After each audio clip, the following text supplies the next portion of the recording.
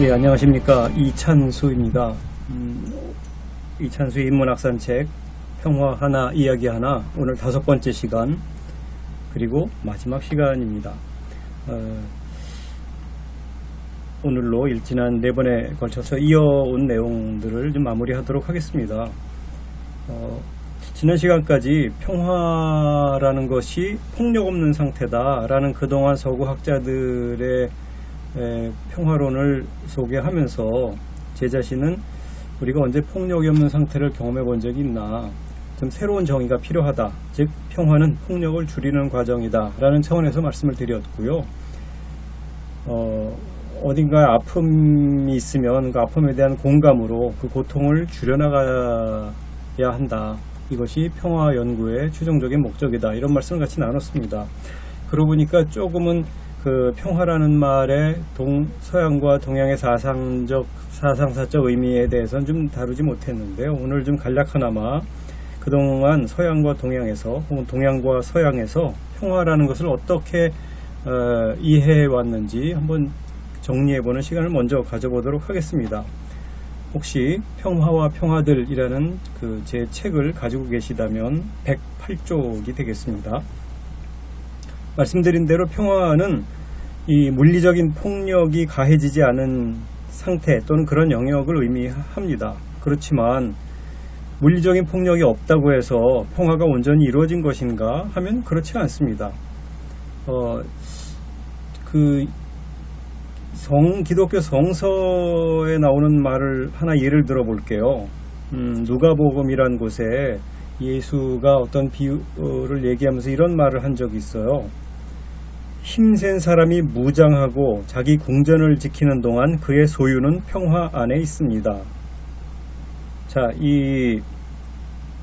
힘센 사람이 무장하고 자기 궁전을 지키고 있으면 그 힘센 그 안에 자기 속한 소유물들은 그것이 평화 안에 있다, 이렇게 얘기를 해요. 그러니까 이때 평화라는 말은 풀어보면 어떤 힘에 의해 보호받는 데서 오는 안정감 같은 것을 의미한다고 할 수 있습니다. 대체로 서양의 평화는 이런 식으로 이런 의미를 지녀왔어요. 독일어 프리데나 영어의 peace 같은 말도 이런 관점에서 주로 사용되어 왔는데요. 그동안 서양에서 평화학, 영어로 peace studies인데요. 이 평화학도 사실은 말은 그냥 평화 연구죠. 그렇지만 실제 이때 평화라는 것은 힘센 사람이 지켜줄 때의 일시적 안정 상태 같은 거였어요. 그러면서 그런 안정을 가능하게 해주는 조건에 대한 연구가 서구 평화학의 주류였죠.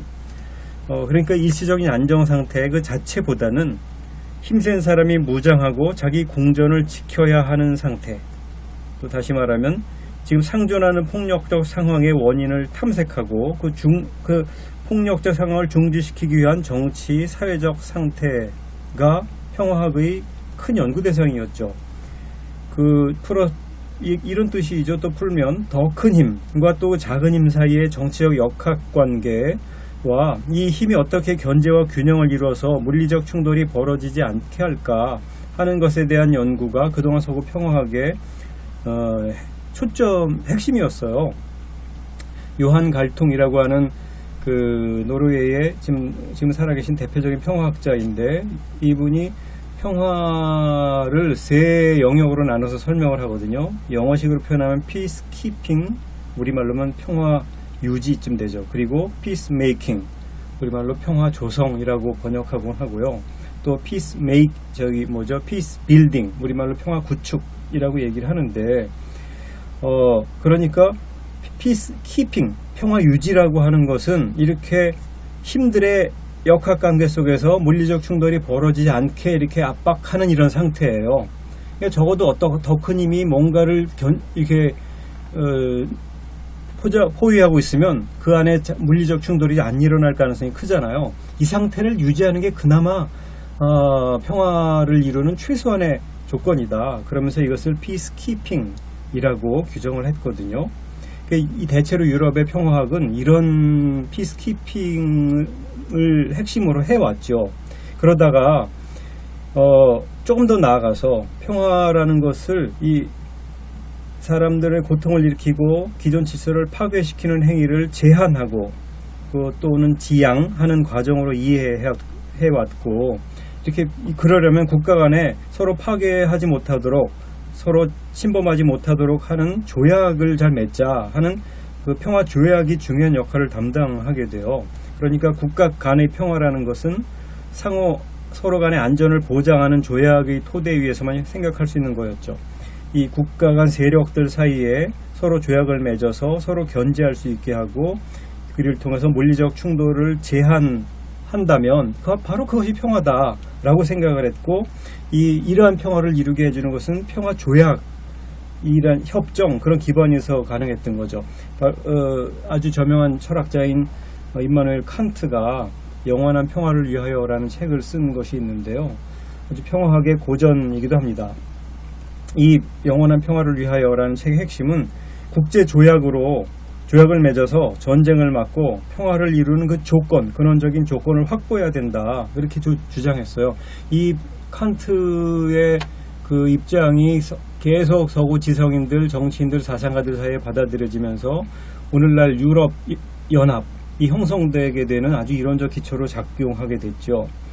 바로 이런 방식, 서로 조약을 통해서 힘들의 상호 견제를 하고, 그것이 서로가 서로를 침범하지 못하도록 하는 이런 방식을 그 갈퉁이라는 그 평화학자는 peacemaking, 우리말로 평화 조성이라고 이제 표현을 해왔어요. 자, 그런데 이런 서구식 그 평화의 역사가 동아시아로 오더라도 좀 비슷하게 전개되어 왔어요. 대체로 보면 동아시아 문화권에서도 평화라는 말은 대체로 보면 국가 간의 파괴 행위를 서로 제한하고 억제한다는 차원에서 수용되어 왔죠. 평화라는 한자가 우리 한국의 오랜 과거 옛 문헌들을 거슬러 올라가면 평화라는 한자가 나오기는 해요. 그런데 이때 평화는 그냥 좀 단순한 의미였어요. 평온하다, 안온하다, 화목하다, 고요하다, 차분하다, 그냥 이런 의미였거든요.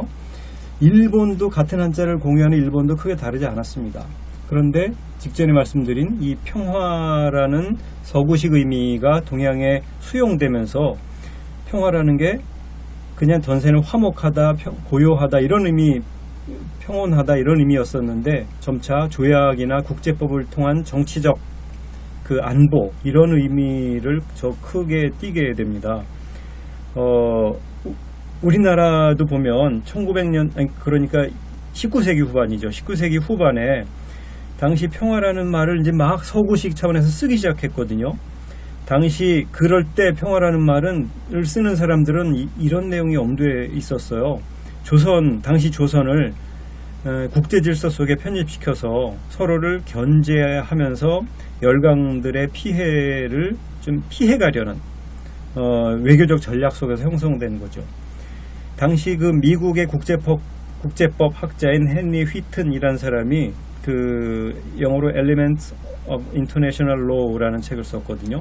그게 당시 만국공법이라는 말로 번역이 되었어요. 근데 그 만국공법이라는 말로 사실 번역이 아니라 이제 한역이죠. 한역, 중국어역인 셈인데 이렇게 번역이 되었는데, 이 당시 조선에서도 바로 조선이야말로 만국공법, 이 사실 요새 표현을 하면 국제법이거든요. 이 국제법의 질서 안에 조선을 편입시켜야 된다. 그래야지 법의 보호를 받아야 열강들의 피해를 받지 않을 것이다, 이렇게 생각을 했어요. 그러니까 조선을 국제법의 질서 안에 포함시켜서 국가 안보를 확보해야 된다는 정서가 생겨난 거죠. 그 독립신문 같은 데서 19세기 후반에 발행되었던 독립신문 같은 데서도 평화라는 말을 쓸 때 이 국제법을 따르는 데서 지켜질 수 있는 어떤 상태, 이런 것처럼 생각하는 경향이 컸거든요. 그 이후로 한국의 거의 오늘날은 일반인들에게 이르기까지 평화 그러면은 뭔가 그래서 전쟁이 안 벌어지도록 지금 뭔가 서로 견제하고 있는 상태, 이런 것처럼 쓰이게 되는 거죠. 대체로 힘에 의한 보호와 그로 인한 안전을 의미하는 정치적 차원의 평화였다고 할 수 있습니다. 물론 평화가 이렇게 정치적으로만 해설되어 온 것은 아니에요. 그 유럽에서도 이 정치 사회적인 보호, 안보 이런 차원을 넘어서서 영원한 평화 이런 얘기를 하기도 했죠. 이 세속적 질서에만 평화를 맡겨두어서는 온전히 이 당시의 세계관, 신적 그 원리에 따라 세상이 돌아간다고 여겨지는 세계관을 온전히 설명할 수가 없었기 때문이에요. 그러니까 그러면서 영어로 평화를 peace라고 하잖아요. 근데 라틴어는 pax라고 하거든요. 이 pax라는 게 기본적으로 이 신학적 차원에서 보면 우주적 질서나 우주적 원리 같은 거에 가까워요. 그러니까 지금 자꾸 깨지기 쉬운 세속적 질서 가지고 이 평화를 설명할 수 없다. 그래서 우주적 질서로서의 평화, 우주적 신의 원리로서의 평화, 그런 팍스라는 말을 강조하기 시작했죠. 그러면서 이 우주적 질서나 신적 원리가 개인적이고 사회적으로 구체화될 때 그것을 평화다라고 얘기하는 흐름도 생겨났습니다. 그러니까 그런 개인적이고 사회적으로 구체화된다는 게 뭐냐? 이것을 소극적으로 표현하면 물리적 폭력이 중지된 상태예요. 주먹질, 전쟁 이런 것이 사라진 상태죠. 그리고 이것을 종교적이거나 윤리적 차원에서 적극적으로 표현하면 정의의 실현, 정의의 구현쯤 됩니다. 2주 전인가요? 그때 가톨릭의 제2차 바티칸 공의회 문헌에서도 평화를 인류가 오랫동안 꿈꿔온 정의의 현실화, 즉 정의의 구현 차원에서 해석한다는 말씀을 드렸는데 이것이 오랜 서양의 기독교적 혹은 신학적 혹은 철학적 평화론의 핵심이기도 했습니다. 아우구스티누스 같은 고대 사상가가 전에도 잠깐 말씀드렸는데 정의란 모든 사물이 그에 걸맞은 자리에 배치되어 있는 상태가 질서라면 바로 질서 있게 하는 능력, 질서 있게 하려는 의지, 그런 것이 정의다 이렇게 규정을 했어요. 그러면서 정의는 이 세속의 질서가 신적 질서와 균형이 잡힐 때 이루어진다라고 얘기를 해왔습니다. 그러면 세속적 질서가 신적 질서와 균형이 잡힌다는 게 도대체 구체적으로 뭐냐 물으면 실제로 이를 위해서는 법이 필요했고 법을 운영하는 장치로서의 정치가 필요한 거죠. 이 법과 정치가 개입할 때 정의가 구현된다고 생각했고 정의가 구현되어야 평화가 이루어지는 것이라는 식으로 또 현실에서는 적용되어 온 겁니다. 그러면 이런 식의 정의가 구현된 상태란 것이 뭘까? 이런 식의 정의, 이런 식의 평화는 서양에만 있었던 것은 아닙니다. 동아시아에서도 아주 이와 유사한 평화관이 전승돼 왔거든요. 거의 2400년 전 문헌쯤 되는 이얘기라는 문헌의 예운 편에 보면 우리가 소강 상태에 있다라고 할 때 쓰는 거 소강이란 말이 나와요. 그러니까 우리가 소강 상태에 있다는 말을 쓰잖아요. 전쟁이 멈춰서 뭔가 일시적인 어떤 안정 상태 같은 걸 우리가 소강이라 그러는데 이 얘기에 나오는 말이에요. 이 얘기에서는 소강을 이렇게 규정합니다. 백성이 예와 법으로 다스려져서 적어도 겉으로는 별 문제가 없어 보이는 상태예요. 그러니까 물리적 폭력이 중지된 상태라고 할 수 있는 거죠. 그러면서 소강이란 말만 하지 않고 더 적극적이고 이상적인 상태도 얘기를 합니다. 바로 대동이라는 표현이에요. 우리가 대동사회, 대동운동이란 말을 많이 하잖아요. 바로 이 얘기에 나오는 말인데요. 대동이란 큰 도가 행해지는 상태예요. 뭐 그렇게만 얘기하면 좀 막연하잖아요. 그럼 이 얘기에서는 큰 도가 행해지는 상태란 뭐냐? 바로 모사가 없고 난리가 없어서 밭과 문을 닫아두지 않아도 되는 상태가 대동이다. 이렇게 규정합니다.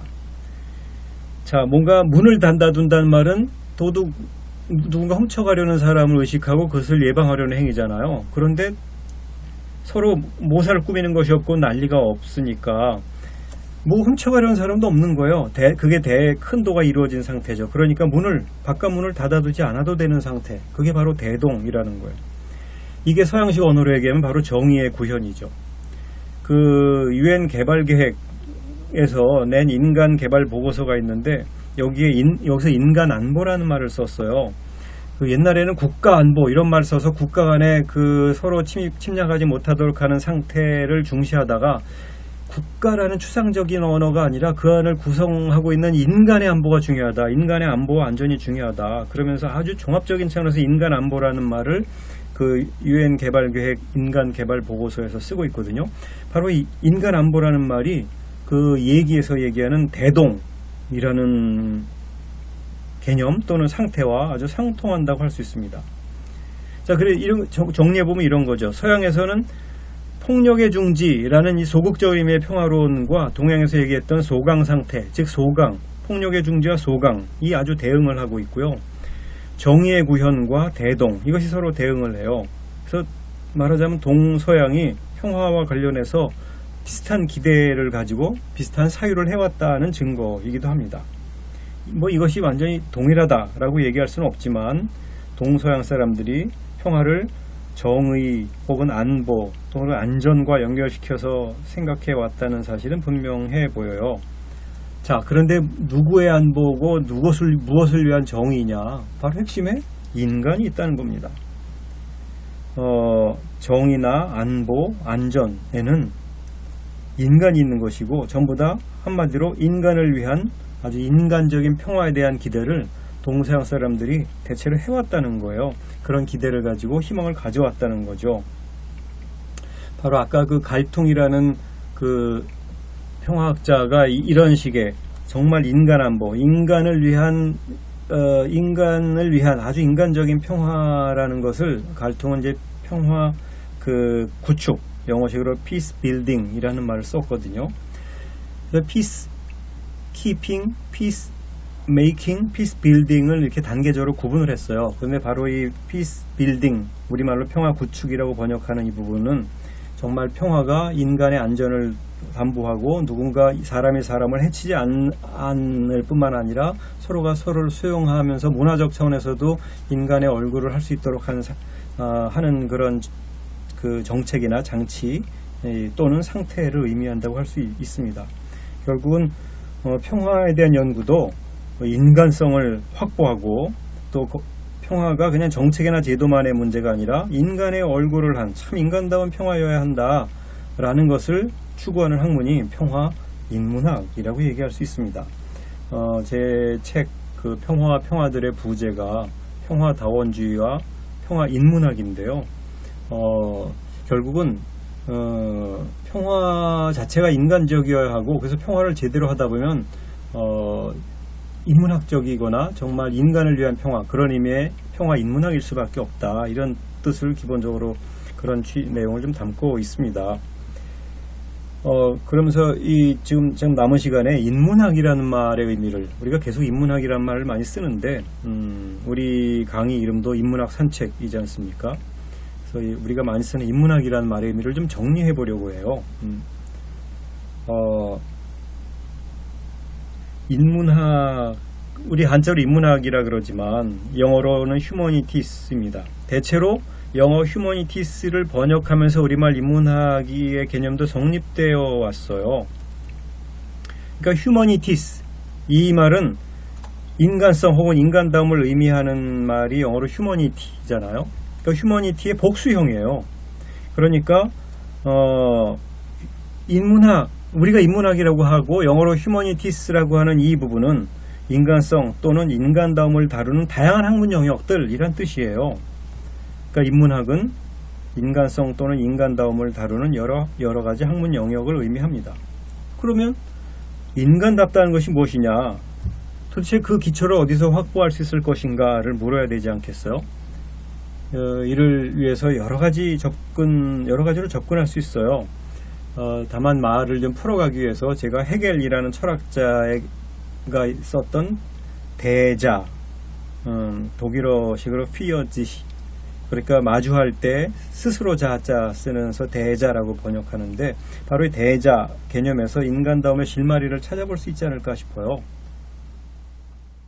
안녕하세요, 오창익입니다. 인권연대는 정부나 기업의 지원을 사양하고 오로지 시민의 참여로만 운영하는 100% 순도의 민간 인권단체입니다. 1999년 창립 이래 한눈 팔지 않고 오로지 인권운동에만 매진해 왔습니다. 인권연대 회원으로 참여해주세요. 인권연대 회원이 늘어나면 그만큼 인권연대의 활동도 풍부해지고 활발해집니다. 인권연대 회원가입은 인권연대 홈페이지를 참고해 주세요. 감사합니다. 대자라는 말은 자신을 대상화한다 이런 뜻이에요. 그러니까 내가 내 안에 그냥 안주해 있지 않고 내가 나를 잠시 떠나야만 내가 나를 볼 수 있잖아요. 그러니까 일종의 자기 부정이에요. 그러면서 자기 부정적으로 타자와 관계를 맺는 상태. 이제 해결식 대자론인데요. 내가 나를 부정해서 타자와 관계를 맺는 상태가 바로 대자입니다.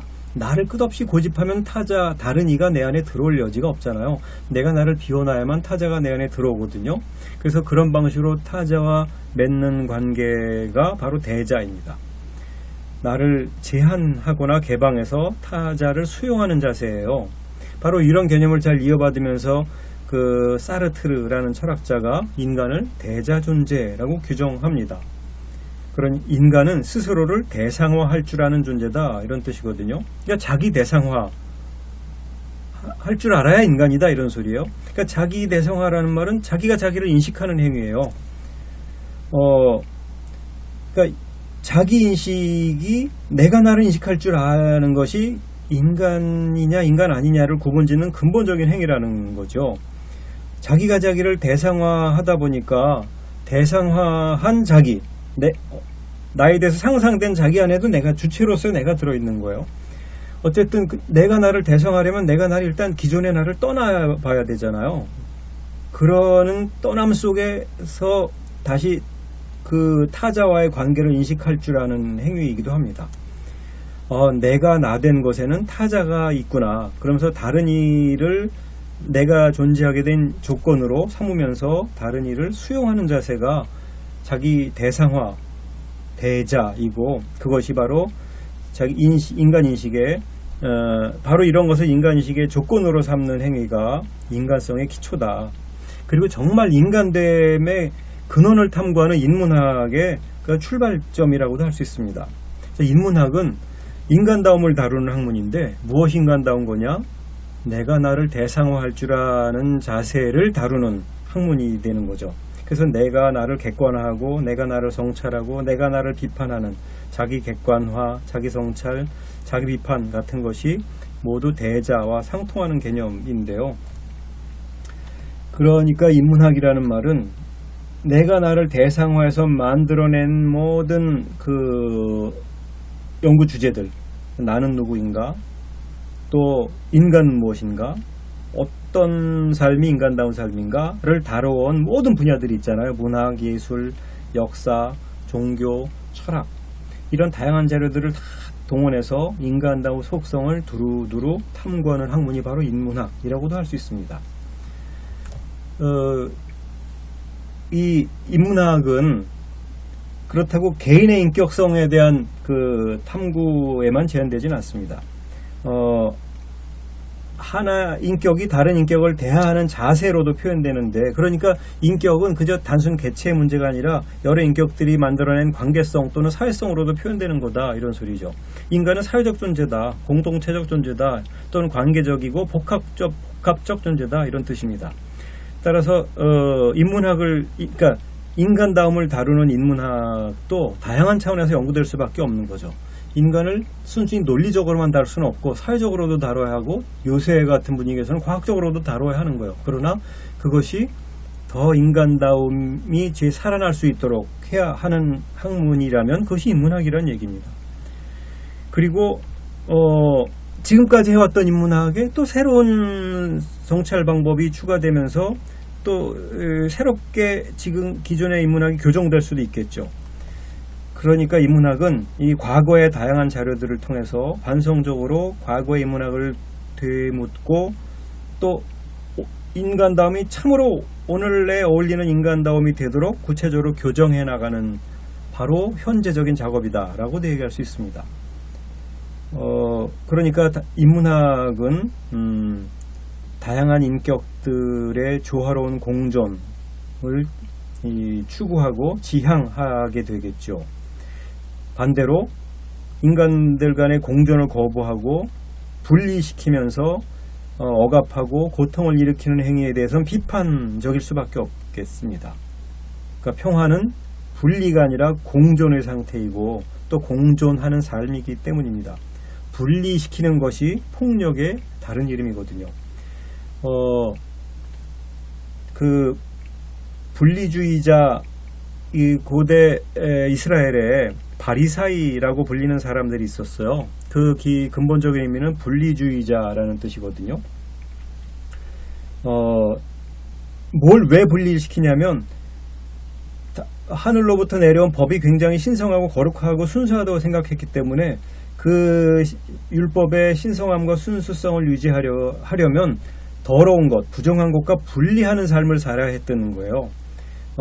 그러다 보니까 더러운 것과 분리한다는 말은 자연스럽게, 어쩜 자연스러운 건 아닌데 그들에겐 자연스러웠어요. 더러운 삶과 분리되고 병과 분리되고 죄인과 분리하고 이렇게 하다 보니까 이 병든 사람, 고통스러운 사람, 뭔가 더러운 사람과 분리하는 것이 거룩을 추구하는 삶이고 그것이 순수하게 신께 나가는 길이라고 생각했어요. 근데 이면이 뭔가요?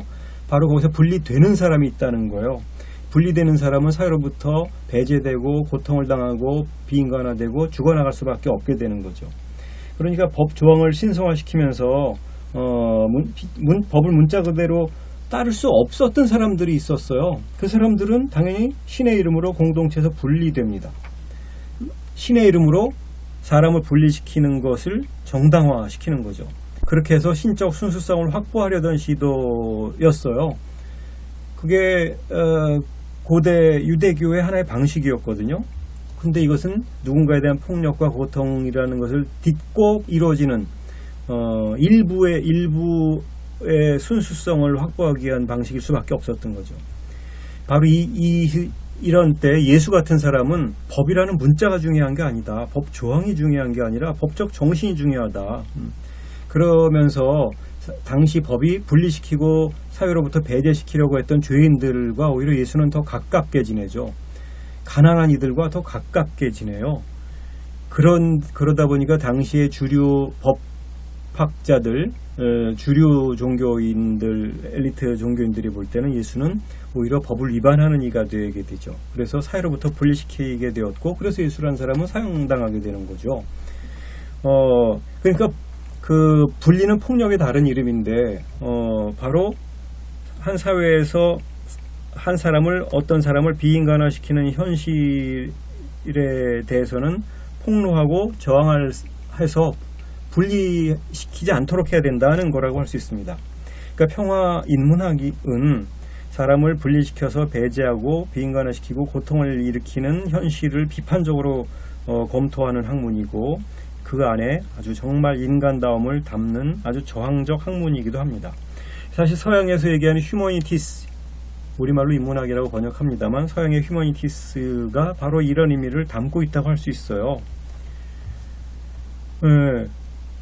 그런데 그 인문학이라는 말이 그러면 단순히 서양 휴머니티스의 번역어이기만 했냐? 그건 아니에요. 인문이란 말 전통적으로 쓰던 말이거든요.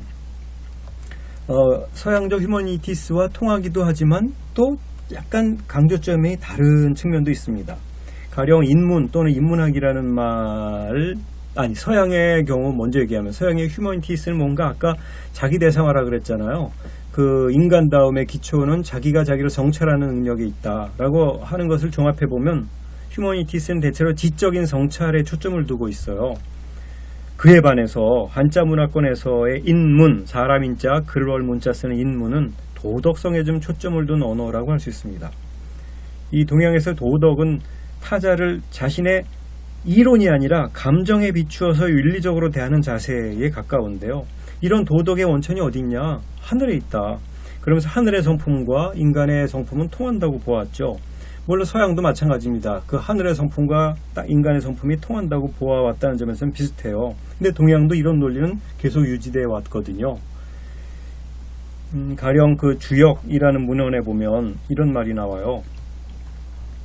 천문을 살펴서 시간의 변화를 관찰하고 인문을 살펴서 천하를 화성한다. 그러니까 천하를 만들어간다, 이런 뜻이죠. 그러니까 천문이라는 게 별자리 같은 하늘의 운행 법칙 같은 거예요. 또 인문이라면은 자연 안에 주어진 삶의 조건을 변화시켜서 바람직한 인간의 세상을 만들어가는 문화적 활동을 의미하는 거거든요. 그러니까 인간의 문화적 활동은 우주의 법칙과 어울려야 한다는 전제가 주역에도 들어 있습니다. 그래서 인도는 반드시 천도에 상응해야 한다는 언제나 이렇게 대비되면서 그 용어가 사용되어 왔죠. 그 동양 사유의 근간을 놓은 공자 같은 분도 어떻게 하면 이 혼탁한 세상에서 인간다움을 성취할 수 있을까를 평생 고민한 분이라고 할 수 있어요. 이분이 나이 50을 지천명이라고 표현했다 그러잖아요. 나이 50에 1000명을 알았다고 얘기합니다. 그러니까 1000명의 구현을 위해서 인생을 살아온 셈이에요.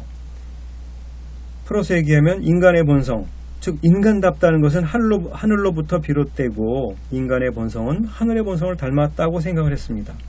그래서 인간다움을 구현하는 일을 군자라 그랬고, 군자는 바로 마음에 인과 의를 갖춘 사람이고, 바로 이것을 기본으로 이해라고 하는 문화적 형식을 통해서 인과 의를 구현해가는 사람. 그 인간의 내적 그 최대 가치가 인이라면 그것이 이해라는 사회적 형식을 통해서 드러난다, 이렇게 본 거죠. 그것이 하늘의 이치에 어울리는 삶이다라고 보았다는 거예요. 그래서 이런 사람을 이제 군자라고 부르기도 하는 거죠. 공자의 제자의 제자, 정확히 얘기하면 공자의 손자의 제자가 되는 사람인데, 맹자는 좀 공자의 입장을 이어받으면서 인성에 좀 더 관심을 기울입니다. 맹자가 볼 때는 인간다움의 기본에는 측은지심이나 수호지심 같은 도덕 감정이 있다고 봤어요.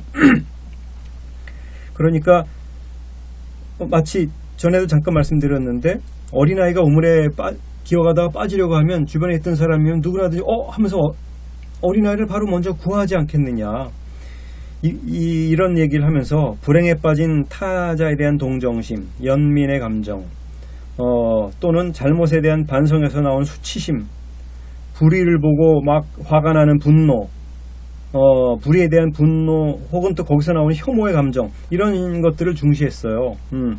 그러면서 인간의 기본 도덕감을 중시하면서 측은지심이다, 수호지심, 사양지심, 시비지심, 이런 식의, 이걸 사단이라 그러죠.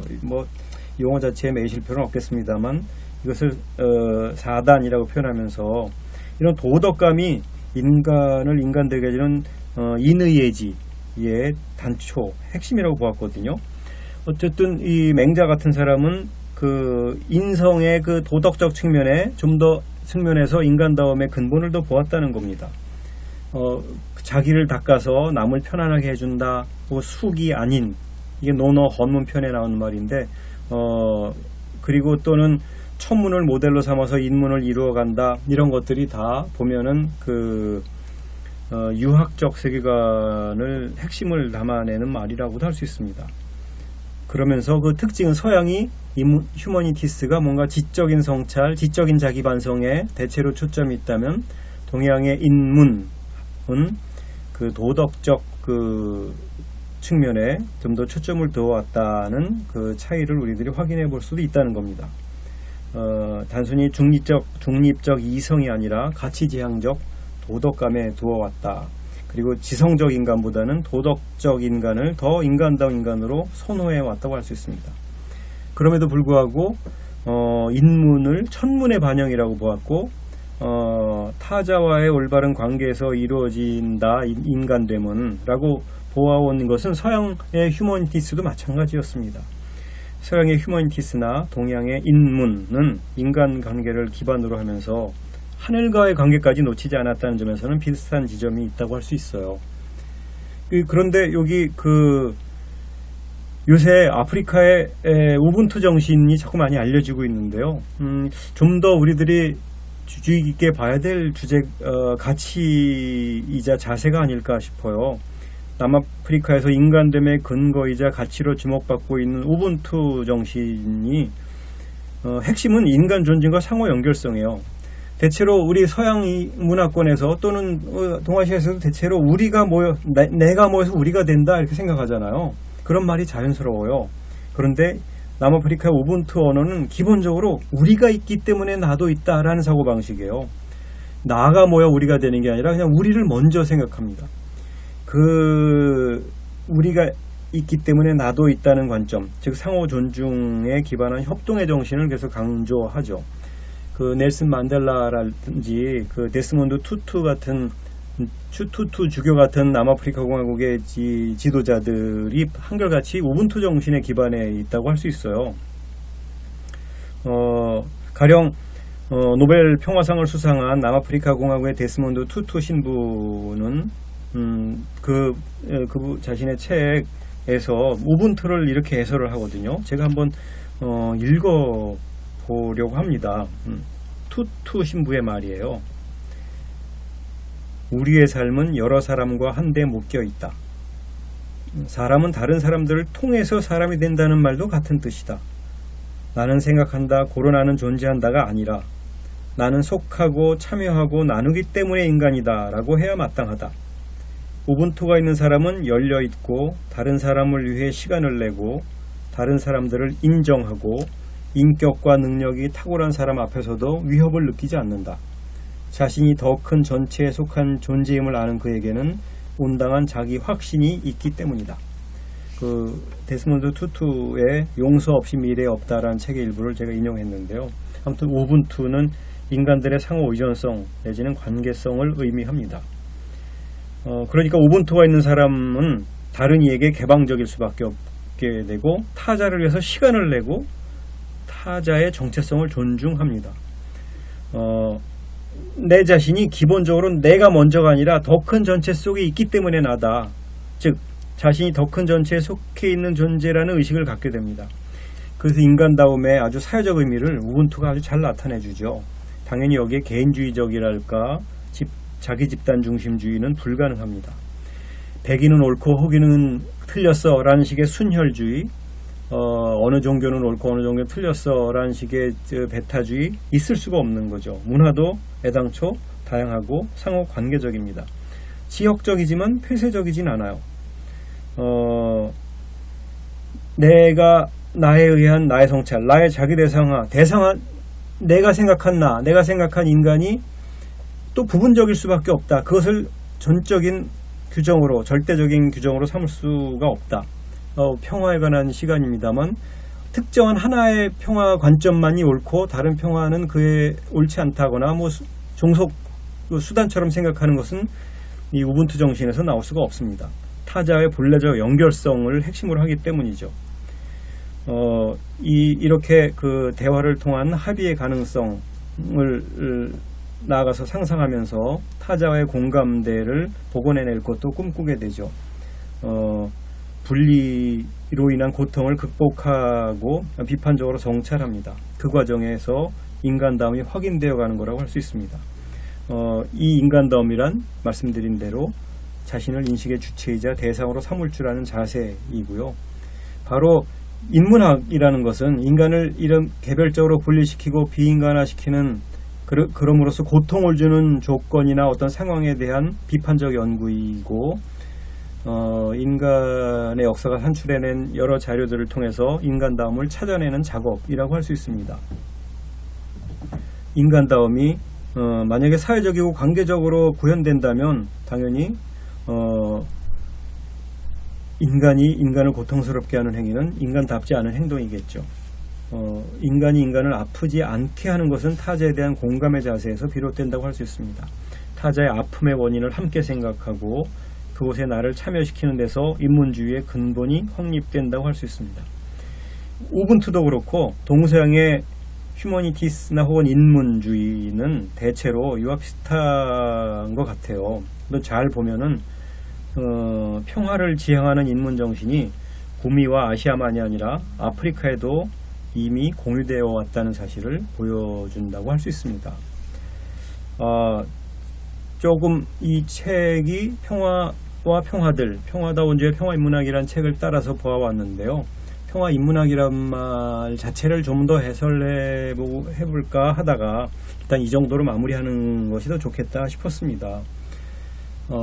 평화가 인간의 얼굴을 해야 하고 인간의 얼굴을 하려면 서로의 아픔을 공감할 수 있어야 하고 우분투에서 얘기하는 것처럼 내가 모여서 우리가 된다기보다 우리가 있기 때문에 내가 있다고 하는 사고방식으로의 전환, 그래서 고통을 줄여가는 과정, 폭력을 줄이는 과정이 바로 평화이고, 우리는 그 평화에 지속적으로 실천하고 동참해야 하는 과제를 안고 있다. 이것이 평화학 또는 평화인문학의 아주 요지이고 핵심이다 라는 것을 결론이자 요약처럼 드리고, 이찬수의 인문학 산책 평화 하나 이야기 하나 5번째, 즉 마지막 시간을 마치도록 하겠습니다. 그동안 이렇게 저렇게 들어주시고 또 좋은 소감도 나눠주신 분들 감사드립니다. 다음에 또 다른 기회에 찾아뵙도록 하겠습니다. 고맙습니다. 안녕하세요. 장발장은행의 대표를 맡고 있는 홍세화입니다. 200만원, 300만원 벌금을 내지 못해 감옥에 갇히는 분이 매년 4만 명이 넘습니다. 장발장은행은 이분들에게 무이자 무담보로 대출을 해주고 있습니다. 장발장은행을 후원해 주시기 바랍니다. 실로 모든 게 엉망으로 치닫는 듯한 세상입니다마는 스스로 아름다워지는